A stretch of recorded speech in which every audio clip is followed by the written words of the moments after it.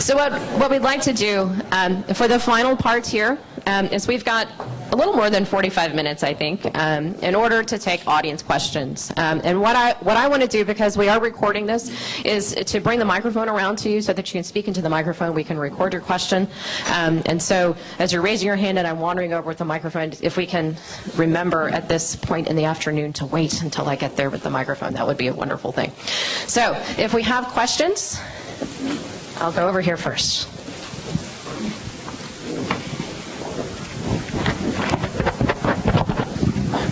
I would love to hear from each of you your perceptions of the very world that David Dillon covered, which was that of Dallas architecture. And if in the process you want to touch on any current controversies in that world, I don't know what they would be. Well, there aren't any controversies in Dallas architecture, are there? Anyway, just your thoughts on Dallas architecture. Well, I'll start because I have been here a few times over the years to write about the buildings in the Arts District, and also there's a real kinship, of course, between Dallas and Los Angeles as cities that really had their greatest growth in the era of the car and the freeway. And so I think from a planning point of view, there are a lot of similar challenges. But as it happens, I saw Renzo Piano in Los Angeles on Wednesday. He was in town for a presentation of a series of master plan concepts for Union Station in Los Angeles. The Metropolitan Transportation Authority, which runs the transit system in LA County, has bought Union Station and is launching an international competition to find a master planner for the site around the station. And Renzo Piano is one of the finalists in that competition, so I happened to see him the day before I was leaving for Dallas. And also in the same room that day was Bill Fain from Johnson Fain, the architects of Museum Tower. Bill Fain said that I ought to talk to Scott Johnson, who was really the architect who worked on the project, which I haven't done. So I didn't get much information from him, but I did talk to Renzo a little bit, and he does seem dismayed, if not distressed, by what's happening. And I think what he was most interesting in terms of what he said was that, you know, he has been in the opposite position many times in his career, building towers that are next to buildings that he thinks deserve some kind of special protection. He said the architectural solution is not very difficult. There's all sorts of ways to deal with this problem of reflection of light and of sun, and he said it can be in how you treat the glass, how you angle the building, and so forth. And he said somehow none of those basic steps seem to have been taken in this case. But he did seem confident that some solution, I know there's some question about what this sort of mediation process will produce, but seemed confident that some solution will be found. But it was just a coincidence that I happened to see him and get to talk to him briefly about this subject for the day before I got on the plane to come to Dallas. Any other takers? Dallas architecture? All right, and this is completely betraying my New York bias here, but the spaces that I've seen, this is my first trip ever to Dallas and Fort Worth, and I spent Wednesday afternoon in Fort Worth and I came to Dallas. And the spaces that are attracting me and interesting me the most are outdoor spaces where I see people gathering, and that means outdoor spaces primarily where there are old trees and there's water. You know, it's very hot here already, and I understand why people flock inside the air conditioning. So I think it's really interesting to look at places where architects and landscape architects have kind of solved the environment problem through natural means and made places where people can gather, and there can be kind of a public connected infrastructure between all of these big and also interesting buildings. Just at lunchtime, I ran quickly over to look at the AT&T Center and the Wiley, and there's this line of food trucks out in front of the AT&T building, and people having lunch on the tables under that impossibly tall canopy. But it actually felt nice under there, and I was happy to see that that is a space that is actually being used, because I feel like that's a classic kind of space that architects design and could be a windswept plaza. When I was in Fort Worth on Wednesday, I went to Philip Johnson's water gardens, which I gather have been recently restored. And in the quiet pool, with the, those old trees all around it, there were butterflies there, and it was completely quiet, and it was just, again, a beautiful atmosphere. It didn't matter that it was 90 degrees in the sun. People could be outside together. And so I guess what I'm taking from that is, it's possible to build this connective tissue even here, and architects are supposed to be problem solvers. I think that's true for the Museum Tower controversy too, and it's great to see them rise to the challenge, and they should be challenged to make more of those kinds of spaces. Yeah, I would second that. I'll make a couple of quick comments. One is that I wish there were better skyscrapers in Dallas, actually. I'm surprised each time I'm here that there aren't. The Fountain Place, I think, is the last one that I think was seriously good and important and worth paying attention to, and that meant something in the larger subject of the art of the skyscraper. But there really is beginning to be more of a sense of connective tissue, to use the phrase, that phrase again. And what's especially encouraging is the new park right here, the Woodall Rogers Freeway Park. The idea of covering an urban freeway with a park is not new, but it's taken, I guess, about 30-some years to get from Seattle to Dallas, and it's wonderful that it finally has. It will make an extraordinary difference here, I think. And the Arts District itself, which I must say years ago I thought, I don't remember whether I actually wrote, but I remember thinking it was sort of a silly, pretentious idea that is just the sort of thing that a city that really didn't have its act together and didn't really have a true urban fabric but had great aspirations would think was a good idea. Now that it's actually mostly come together and matured, I think it actually was a better idea than I thought, or at least it works anyway. I think it's actually working pretty well, and there's beginning to be the sense that the whole is more than the sum of the parts, which was the hope, that there is some sort of sense of place, and that it might, again, this park will make a big difference, begin to weave itself into the rest of the city and hopefully have some beneficial effect on the rest of the city. I mean, the fear was always that within the desert that, alas, so much of downtown is, there would be, this one island in the midst of the desert, in the midst of this bleak sea, that everybody would kind of finally be on the island and feel safe for a moment. I think it's actually turning out better than that, which is really quite wonderful. And there's also a pretty decent level of architecture, all things considered. Collections of buildings by famous architects often turn out to be like art collections made up of one Henry Moore and one Calder and one Picasso and one Matisse and what have you. Rarely the best examples of those artists. This is turning out to be a little better than that too, actually. I think, this is certainly as good a Renzo piano building as there is, or certainly at least since the Menil, as good a one as there is.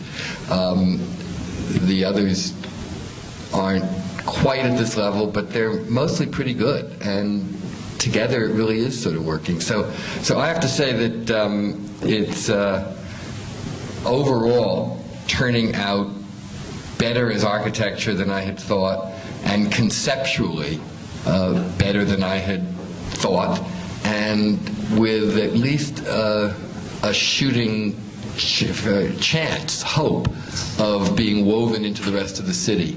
I hope that's not too optimistic. I mean, I think that's the direction it's going, and there's no question this park is an enormously important step in that direction. I think in addition to the public spaces that are coming online, which are significant to the culture of Dallas, there's also an active preservation movement within the architecture and design community, and some of the better buildings downtown and elsewhere are being adapted, I think, respectfully. I think that's a huge strength for Dallas. Sorry, the Hilton is being saved, right? The Statler Hilton, yeah, that's right. Yeah, and you know, the economic forces that must be harnessed to make those happen and to make them viable is, you know, there's so much behind the scenes, and but it seems to be working. And I was walking around with Stephen Fox yesterday in downtown, and I hadn't heard this expression before. Maybe it's a common expression, but we were walking by a new building that was going up. It was in addition to a beautiful piece of historic fabric, and I won't name the name of the new building, but Stephen used the term "bellissimo," and I thought that was pretty good. I think we have another question. Yes, hi. I don't mean to be mysterious, but the glare is very bothersome over there. I have a question, and I'm surprised this has not come up yet today in today's panel. And you are critics, and you deal, whether or not you like to, you deal with images extensively. And one of the things I warn my students against is the seductiveness of architectural images. And I think we have an extremely conservative tradition where we photograph the building as a pristine object on a sunny day before any users have ever gone inside it. And I wonder whether any of you question this conservative visual tradition, because it seems to be very self-referential, looking back to our work in creating an object and stopping the moment before the building's real purpose comes into being, which is to be for users. And whether or not you ever do get frustrated dealing with the perfectly photographed image on a gorgeous sunset or sunny spring day, and whether or not that should be questioned. Well, if nothing else, Museum Tower should take care of the idea of the pristine image on a sunny day.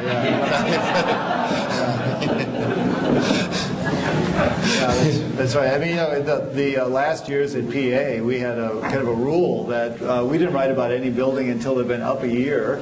Number one. Number two, that you didn't just talk to the architect and the client, but you talked to the janitor and you talked to some users. And we discovered all kinds of things. And we made so many architects angry because we would just like write what the janitor told us, you know. And you know, my response is, well, go back and talk to your client, you know, and go find out what's going on with your building. But the thing is that we still were using these architectural photographs that didn't show any people, and they were pristine, so there was a disjunction between what we were writing and what the photography was showing. Of course, most of those photographs are paid for by the firms, right, and so they're shooting those images as marketing tools. Right. Well, I had my first and so far only opportunity to hire my own photographer when I put my book together, and my brother is a very good photojournalist, and he had always kind of poo-pooed architectural photography, so I saw this as an opportunity to turn him to my way of thinking and also exploit his talents. So I asked him to take the photographs for my book, and really all I told him was that I told him the locations in New York that I write about in the book, and I said that I wanted there to be people, and that the book was all about kind of being in a space and seeing it and occupying it with other people. And he went out and took what I think is a very beautiful series of photographs that aren't at all typical architecture photographs, and said exactly what I wanted them to say. And that was really just a wonderful experience for me and also for him to work together, and also I felt to kind of push architectural photography in a different direction, just in a very small way. I agree. I think it's a very real issue. I think it's a slightly more complex issue, though. I agree that there is a great and seductive danger in the beautiful sort of the Ezra Stoller image that remains even long after his death, very much a part of architectural photography. But it's also true that those do convey a great deal of information, sometimes a wrong impression, but nevertheless a great deal of information. And in the same way that architectural models convey a great deal of information, and we can learn a lot for them, nevertheless, there has never been a building in the world that did not look cute in a model. I mean, every building in the world is appealing as a model, so they're very dangerous in a way, but they convey a lot of important information, and we nevertheless learn from them. I agree that there should be far more photographs with people, but that too is complicated and dangerous, and those photographs can have another agenda.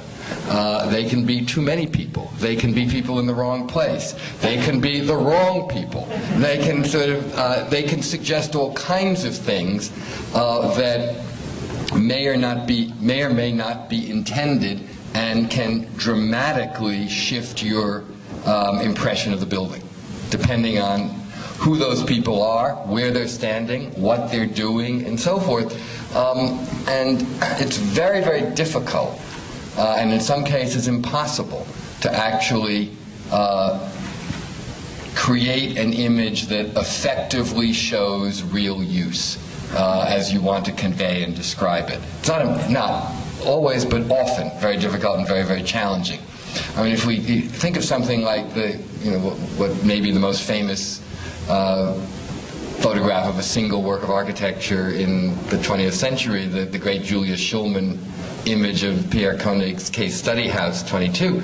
I mean, that's got people, and they're using the house, but if anything, it enhances the object sense. It doesn't take your impression in a different direction. On the other hand, you could have a picture of the maid sweeping or cleaning up garbage or something after that shoot was over, and you'd have a very, very different sense of what that house is about. So I agree with you, but it's a more complicated issue than just people versus no people. That's all. I agree. We're not even engaging that issue. Right. I agree with that. I have another question here. Thinking about Jane Jacobs and Eloise Huxtable and their writings, it occurs to me that they were as much, if not more, focused on what was going on around the buildings and in the street than they were on the buildings themselves. And in architectural criticism, one of the many things that I admired about David Dillon's work is that he quite often got into the planning criticism as much or more than the building as objet d'art, something that is to be looked at.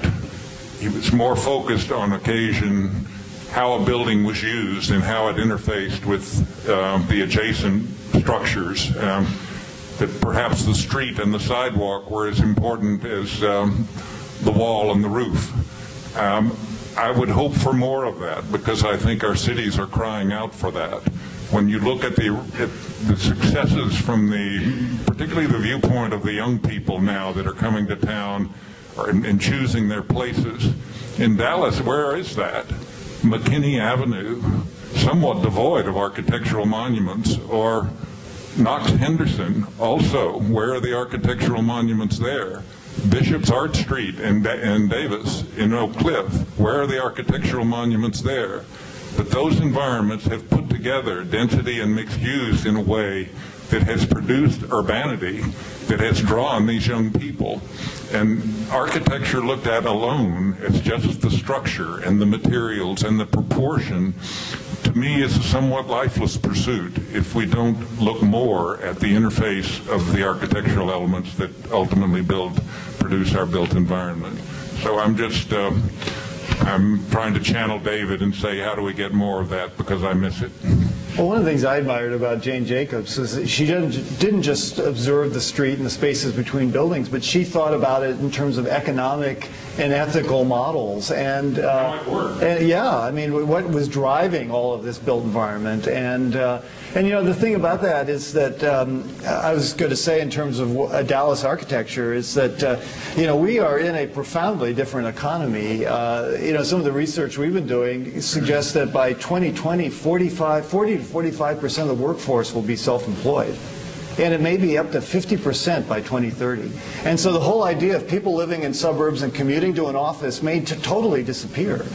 People are sort of living, working, making in sort of in the same place now. And so a lot of the ways in which we've built the city in the 20th century may become almost obsolete, or certainly much less part of our economy. And so to me, what I think is missing from some architectural criticism, we're still too much responding to what is, rather than that sort of seeing what's coming over the horizon, and then helping people develop new paradigms, new ways of thinking about their lives and how that's going to change. And Mumford and Jacobs particularly were good at that, I think.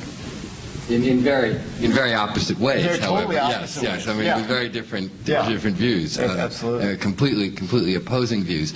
I mean, the short answer to everything you've just said is yes. You know, I don't think any of us could possibly disagree with that, and I think those of us here, at least, have tried, never enough, I'm sure, but tried to do that. And I certainly talked about that last night. And I think that while architecture criticism cannot ignore the building as object, if it ends with that, it's failed. And if I've learned anything in now, you know, a while doing this, it's that the street is more important than the building in a city. And individual buildings at the end of the day mean less than urban fabric and streets and so forth. Yes, we need more attention to that. I think that's been one negative of the other phenomenon we talked about a little bit last night, the sort of rise of the celebrity architect and the focus on big names and so forth, which is, as I said yesterday, is culturally a not entirely bad phenomenon, even though it's a little bit pernicious and has a lot of very troubling elements to it. Nevertheless, it's helped bring architecture into the public eye and into the public discourse a lot, but at a price, and part of the price has been it's distracted us from these other issues, which are not as sexy in a way, and certainly not as easy to talk about in the context of a image-driven, celebrity-driven culture. But absolutely, we need to talk about them. We need to talk more about them. And I think one good thing about the cresting of that wave of star architecture is that it will bring us back to more attention to planning issues again and urban fabric issues. Well, I will disagree with that just for fun. I think the backlash against celebrity architecture, particularly among younger writers and younger critics, has been so strong that it is now in danger of taking us too far in the other direction, actually. And I think I don't disagree with you. There has been so much of a focus just in the last couple of years on a new attention to cities, to connective tissue, to use that phrase again,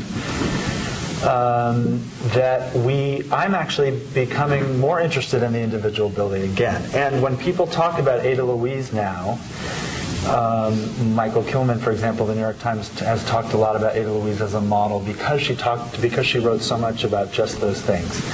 But I have found in going back and reading Ada Louise's work, the things that stand out are her tremendously persuasive reviews of individual buildings that have a lot to say about the careers of individual architects. So she was also doing a lot of that, as was Herbert Beauchamp, actually, particularly in the early years of his career, even though we all think of him as writing primarily about himself.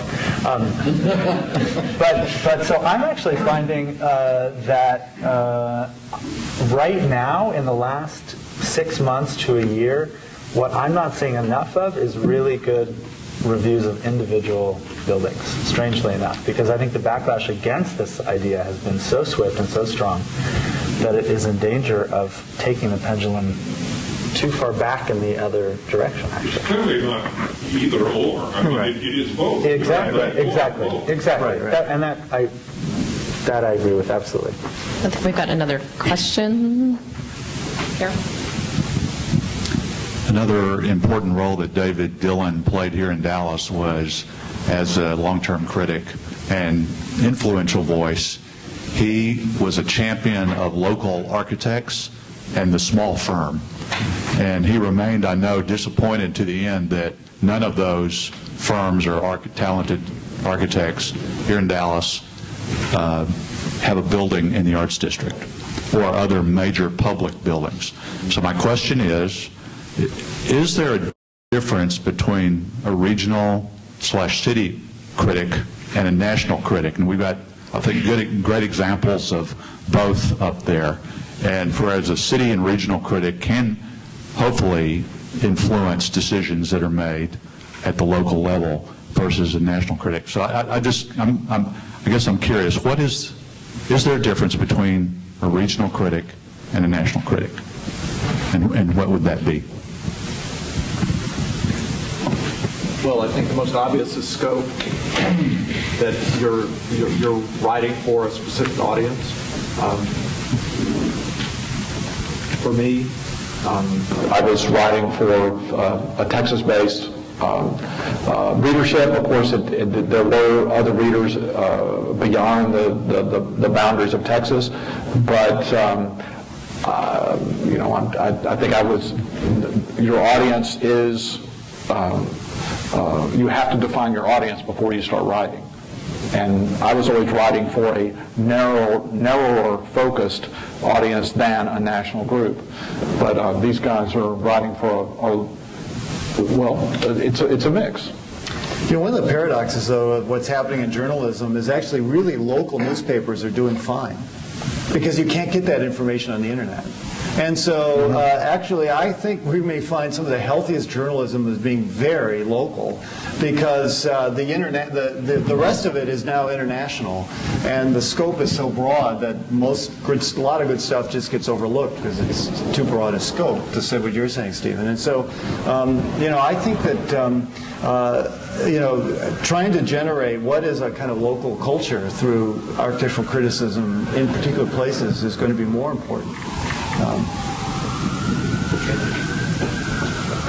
Well, this is sort of an analogous question or observation. Maybe in talking about David's work over the years, we've talked about his voice, which, and I guess the way to say this is I find it interesting that when you talk about a writer's work, you talk about their voice or their sensibility, and many times it comes to how well they represent place in some way. There's a funny kind of inversion of all that. And so my question was really about David's quarter century of rapport with this place, which I don't know how you replace that on the internet, or how you know, maybe that's the difference in a local critic and a national critic. In some way, the national maybe transcends and gets to larger issues, but it takes a very long time. When David first got here in 80 and 81 and 82, those first articles, the architects were all on the phone calling each other and saying, who the hell is this guy that he thinks, you know, who's picking? And it was a really personal kind of thing, and it took, the Loeb Fellowship didn't cure it. I mean, it took a lot of time and a lot of articles and a lot of accrual of sensibility before people really knew. Even if they disagreed with David, you knew where he stood, and it became a conversation in a way that was really positive for the city.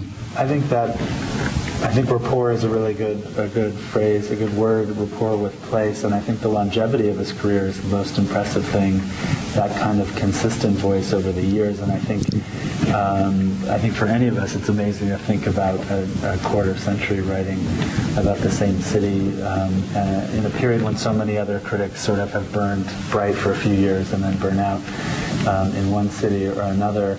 And that is, if there's a model in what he did in terms of what I'm trying to do and what I'm following in his work, it's that sense of connection with place. And that's why I did the Reading LA project last year, and why I'm trying to do this Boulevards project this year, is a way to sort of keep relearning the city, and that's something that David did particularly well, I think. And I think you made a very good point about David's rapport with Dallas, too, which is that it was earned. It wasn't declared. He didn't walk right in and say he had a rapport with Dallas. He earned it over time by what he wrote. And I think that's what a good critic does in a place. It's definitely what Christopher's doing now in L.A. And the question, I think, the unspoken question is, how much of that does happen now, and how much is it valued? And is it an anomaly today as opposed to a normal expected thing?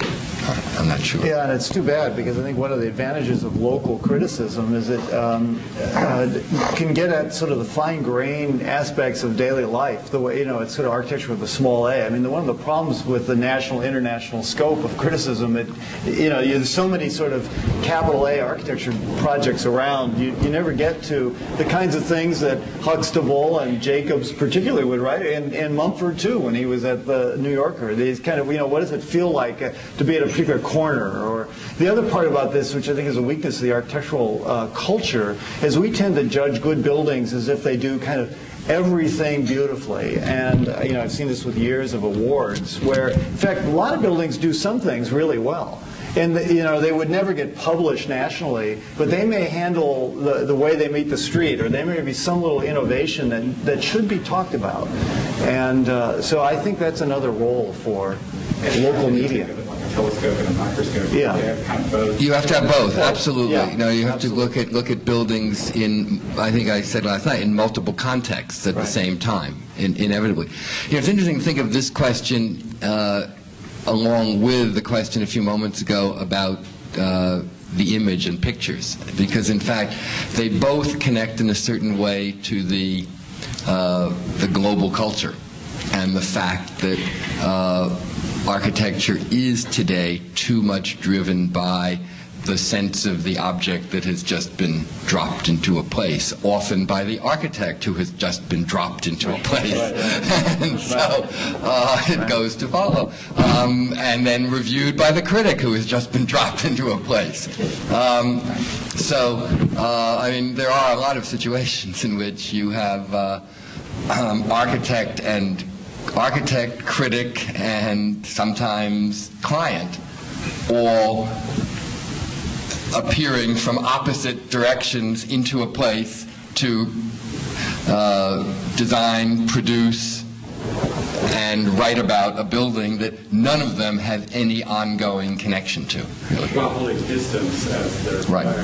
Well, distance then becomes the allure and selling point. On the other hand, there can be a complementary relationship between national, international scope and local scope, and I find that one of the great benefits for me as a critic in being able to travel is that I can write about Los Angeles and its place in the global scheme of things more effectively. We're really in an age of cities now. We're in an age where cities are competing with one another on a global scale, not just in terms of architecture, but in terms of economic development. And so for me to be able to go to Latin America and see that very poor cities are doing things around transit, for example, transit architecture that's much more innovative and forward-thinking than what we're doing in Los Angeles, is a really useful way for me to then go back and write about the shortcomings of our own transit architecture in LA, and can be more effective actually in prodding people in LA to think more ambitiously, because every city has its ego, and every city wants to compete well globally, and LA is certainly no exception. So I found it really beneficial.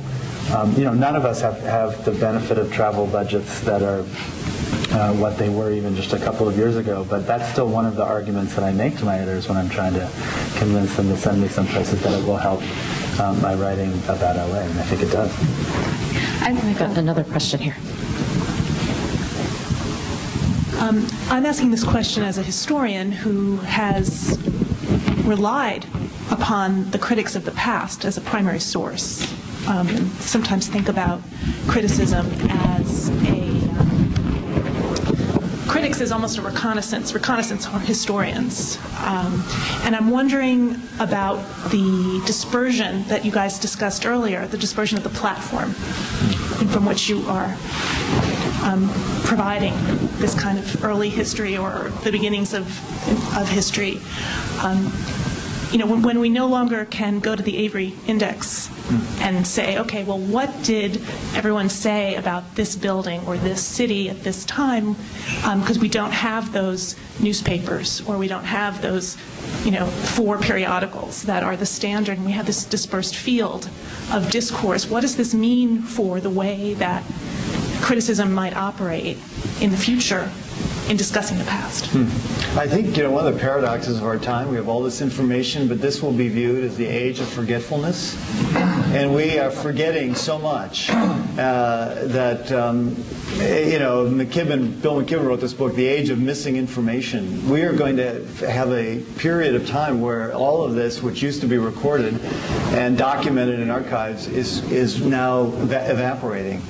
And so this is a huge problem. But, in a sense, it may become easier, and you won't need to be affiliated with an academic institution in order to search for all of those reviews. That's true, too. The problem might be that instead of 4, you have 20, and in the future you won't know which publication was the authoritative one, or you won't be able to balance, in fact, you won't be able to balance them one against another except by quality of writing, which might cause you to pull something from a lesser publication as opposed to the major critic and discover some great undiscovered blogger of the early 21st century. We wonder who that might be. You heard it here first.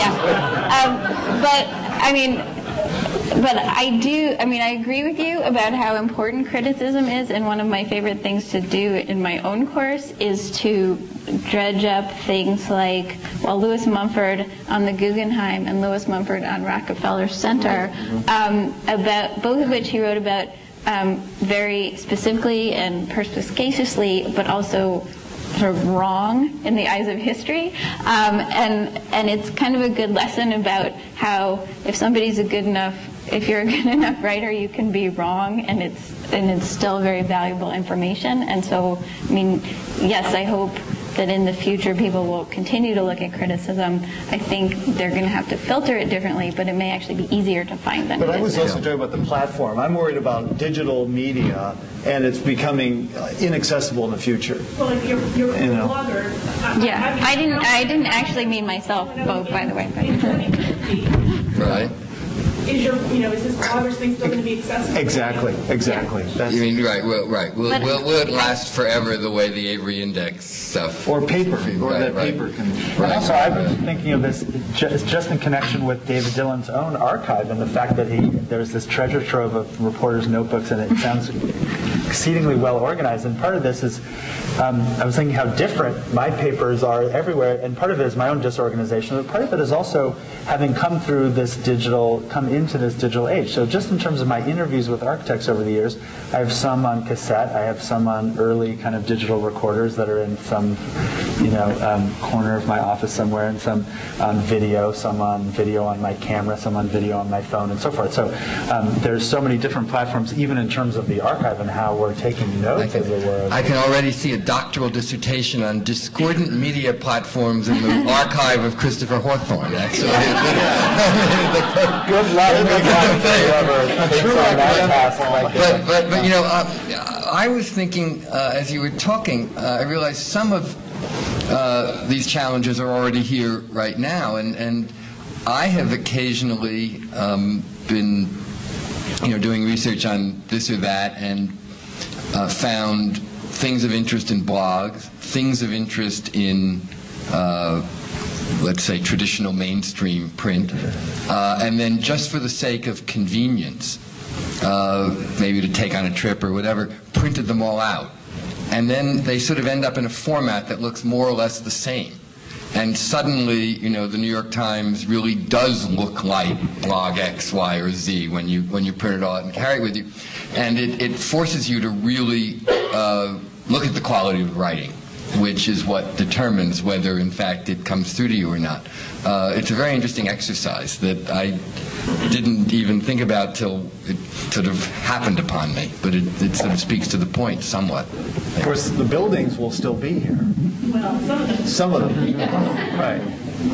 Not in Los Angeles or Dallas. Yeah, okay, all right. I'll just add one thing, having been through Douglas Haskell's archive for quite thoroughly before going through David Dillon's archive, and I think one of the interesting things as a historian is seeing the difference between the archive and the communication about what's going to get written, and then seeing the published piece and looking at what's different about the notes that were taken, who was going to write it, how it actually ended up. And that's what this kind of archival aspect of thinking about criticism adds to the whole debate, is you can see process. Not the whole thing, but you can begin to see the process and the difference between the process of creation and then what actually comes out on the other end. But let's, questions.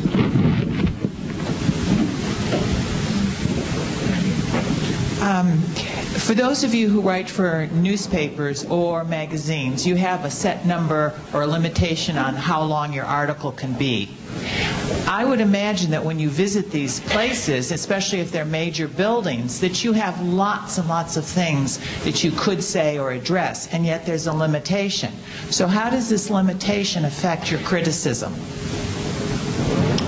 Well, I love word counts. In fact, when an editor says I've got 2,000 words, I give them 2,000 words. I don't give them 199 or 2001. I actually use the word. I mean, it's like an architect. Your building's got to fit on the site, right? I don't think I've ever done that in my life. But never. No, I always do that. I love that. Because what it does is I have to keep going back, and writing is an iterative process, just like designing it. So you do it again and again until you get to that word count. So I think it's a discipline. It's part of the rigor of it. It's like writing pieces with no passive voice. You're not going to use the word to be. I mean. But I would think that there'd be whole things that you couldn't even begin to address, and so you have to create a focus. Yeah, absolutely. But that's important, that there is a focus and that there is a rigor. That's right. That's something that I talk about a lot in my class. Is like picking a theme and kind of pre-editing yourself. You're not going to be able to talk about anything. Think about like what's the theme from this visit that you want to address, and then think of 3, discrete physical examples from this visit that will help you prove your point. I mean, I assign my students a 1,200-word review, which is pretty standard newspaper length, and 3 examples is pretty much all you can get in there and treat properly. So I think for the students, it's very helpful. I found it helpful for myself, just like you're just not going to talk about that, and that's fine. Right. Constraint is a good thing. Yeah, I think nothing really good gets created without some constraints. But there's a difference between the concept of a word limit and what the word limit actually is. I mean, it's also one can say 2,000 words is fine, but if one is told 1,200 when you need 2,000, then it's not so fine, and everything has a kind of appropriate length. In the great old days when things were different, editors would sit together with writers and determine what an appropriate length to tell the story properly would be. Right. Now it's really much more like, only so much salami you slice off at the deli, and you can only get this much in, and so forth. So, but a correctly chosen word length is an incredibly important discipline and wise constraint. On the other hand, nobody can tell in 500 words what ought to be 1,200 words. Right. Yeah. I think some of this comes in my career. I mean, I spent the first half of it basically as an editor, and the second half mainly as a writer. And from my editor years, I really had so many experiences where I asked for 2,000 and they gave me 5,000. Yeah. And so I got very sensitized to that's what the editor needs. That's what I'm going to give them. Yeah. And more often than not, the reader will thank you for writing succinctly. Especially today when people's attention spans are not. Yeah, although I think sometimes the writer who gives you ask for 2,000, the writer gives you 5,000. It's just his opening negotiating position. He needs something to give away in the negotiations. Right. No, I think as some others have suggested, this is one of the places where architecture and journalism have a real kinship, and that they both are about the art of dealing with constraint of various kinds. And I've talked to a number of architects about this over the years. But I think Paul's right that it's within reason. There is a point at which it becomes too much constraint and you're cutting into the bone. But some of those distinctions still exist in the newspaper world. I mean, there still is a difference between the length of the pieces I write for the daily print edition and those that I write for Sunday. I have a little more room on Sunday, and I can write a different kind of piece. I think that's sort of what you're getting at. So there's a little bit more of a chance to write a kind of essayistic take on something in a longer piece. Even going just from 1,200 to 2,000 words, that can really change the structure and pacing of a piece. You have a question? Building on Mark's comment about David's career and his relationship to the city, coinciding with so many of the subtext of this is the decline of print as a platform. And David, of course, was very talented, but he was writing for the paper of record, and for most of his career, I believe, it was the only paper in town. So his talent was, by definition, influential. And it seems as though the democratization of the dissemination of opinions on the internet, anyone can have a blog, comes also at the loss of credential in terms of the power of the voice. Obviously, the architecture critic of the New York Times is a noteworthy platform, or the Dallas Morning News. And I wonder if we'll ever see a critic as powerful as maybe most of you sitting there, or David again, given this lack of sort of authoritative platform. Yeah, I think we're in this age of the amateur and an age of the suspicion of expertise and suspicion of professionalism. And I think one of the concerns is that this idea that this is just a matter of opinion and everyone's opinion is sort of equal, and the blog sphere kind of encourages that. And I think, particularly those of us who teach and know that students who want to have this as a career, it's really hard to guide them. Because we're seeing a kind of potentially a deprofessionalization of the role of the critic. And I don't know, but I think that's part of a bigger cultural shift. I think architects are feeling the same thing. I mean, I think academics are feeling the same thing. There's a suspicion that anybody's opinion or knowledge is better than anyone else's. But I think readers are getting better. I think there are some good things about this new landscape, and I don't think we should overlook them. I think that readers are getting better at distinguishing who is worth paying attention to, and it doesn't, as you suggest, it doesn't have to do with title as much anymore. It has to do with the kind of earned authority, and I think that the smarter readers, I don't know if this is true of everybody, but the smarter readers have gotten very adept at sort of surfing through this flood of information and figuring out which voices are worth paying attention to and following.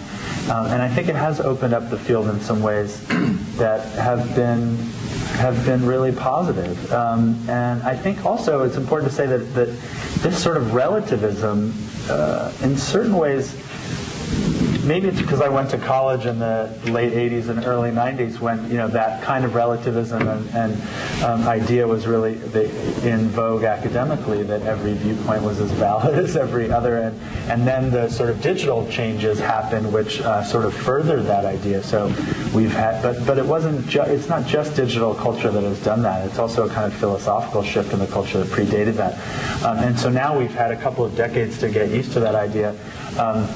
And I think what it means is that it makes authority and a sophisticated approach to writing more valuable, because I think readers really want to find that. It just means that they have to be open to finding it in all sort of corners, and they maybe have to sort through more bad stuff than they did before. I think we have time for one last question here. I'm glad you addressed relative, and this is directly to you, Christopher. Given that you're about to embark on this video project and you're going to be looking at the boulevards, has there been any thought that you've given to including the viral sensation critic Ice Cube in any of your video work? So what he's referring to is Ice Cube, the rapper turned actor, did a little promotional video for Pacific Standard Time, which is a series of exhibitions that the Getty launched. And he went through the Eames house, talked about how he had an interest in architecture as a teenager, and then drove around in his car and talked about, actually the most interesting thing about that for me in terms of the boulevards is he talks about the freeways having, each freeway having its own personality. And so for me, as someone who, I was kind of obsessed with hip hop when I was a kid, so to hear Ice Cube talking about architecture was like this weird collision of two chapters of my life. And for that reason, it was too much for me, so I couldn't even write about it because it was just like too personal. And, but it was a brilliant piece of marketing. For those of you who haven't seen it, it's very easy to find on the internet. Just look for Ice Cube and Eames. Yeah, and you'll find it. Who would have thought? Who would have thought? Actually, it's the kind of thing that, frankly, that newspapers should have been doing just as a piece of marketing. And the Guardian in London has been doing some very smart promotion for itself and for newspapers. And my other thought at seeing it was that newspapers, architecture magazines should be thinking in that kind of way in terms of how to market themselves. Yeah, and I do think, video may in fact be a huge part of architectural criticism in the future, just because the medium, buildings really lend themselves to that medium. And so when I saw the Ice Cube video, I thought, this is probably where, we all need to be in cars with the top down, driving with one hand and commenting, I think the first critic that does that will have a following. Rainer Banham. And that's actually one of the reasons it's been so tough to get these videos to a point where I think they're ready because Ice Cube set the bar. That's funny because I had been trying to get my students to watch Rainer Banham Loves Los Angeles while he's driving around in his car. And the second that Ice Cube is driving around in a car, it was so much, much, much more interesting. Yeah, sure. So that's a great point to end on, especially with this idea of transitions and criticism, and what the new models are, where it's going to be. And I want to thank all of our panelists, our afternoon panelists, our morning panelists who are in the audience. I think there's been a tremendous amount of food for thought in terms of considering this issue locally and continuing to have this discussion. I do want to encourage you, again, I put a space for notes here. If you have notes that you want to share, ideas, Scott Cantrell mentioned if there are buildings you'd like to see reviewed, email him, email the Dillon Center with ideas for things you'd like to see talked about. Again, thank you very much, all of you. And I'd like to. Yeah, thank you. Thank you. Yes.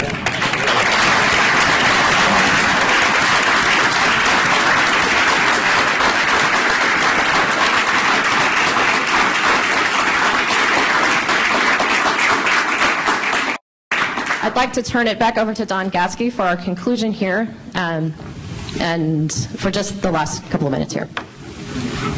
Even less than a couple minutes.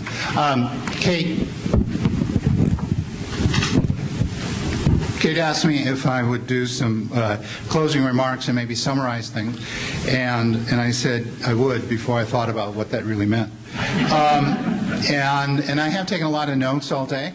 But I have a very short attention span, so every time somebody said something interesting or provocative, it took me out on a flight of thought, and so then I would lose track of where we were. So I'm not going to try to burden you with a series of random thoughts.